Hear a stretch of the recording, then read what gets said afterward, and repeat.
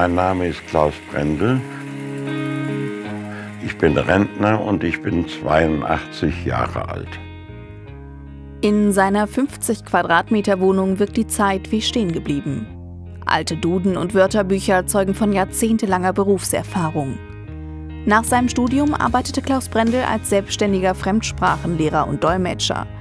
Rente, Altersvorsorge, darüber machte er sich damals noch keine Gedanken.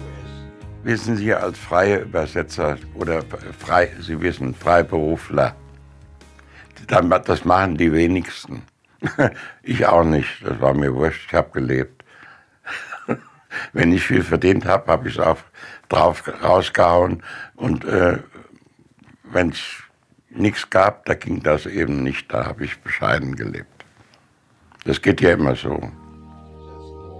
In die Rentenversicherung zahlt Klaus Brendel zu diesem Zeitpunkt nur unregelmäßig ein. Das ändert sich, als er mit 44 Jahren eine Festanstellung in Frankfurt bekommt. Ich war ja bei der US-Armee. Ich war praktisch im US-Regierungsdienst, US Government Service. Und war später so auf der Stufe vom Colonel. Ne? Also das waren so 7.000, 8.000 Mark damals noch.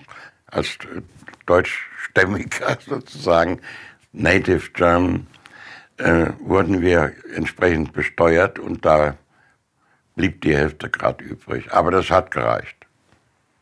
Also 3,6 hatte ich. Es war genau die klassische Teilung. 1/3 Essen, 1/3 Miete, 1/3 für Urlaub und Pipapo. Diese Rechnung geht jetzt im Ruhestand nicht mehr auf. Klaus Brendel erhält 1.037 € Rente netto. Abzüglich aller monatlichen Fixkosten bleiben ihm noch 363 €. Da kann man anständig leben, aber mehr geht nicht. Also, ich habe nicht mehr die Ansprüche wie früher. Ich bin froh, dass ich hier unter bin. Das ist ja im Grunde genommen sozial gefördert auch.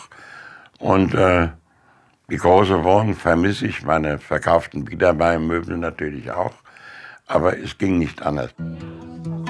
Von den finanziellen Rücklagen ist nichts mehr übrig. In Deutschland ist fast jeder 5. Mensch von Altersarmut bedroht. Das geht aus einer Auswertung des Statistischen Bundesamtes hervor.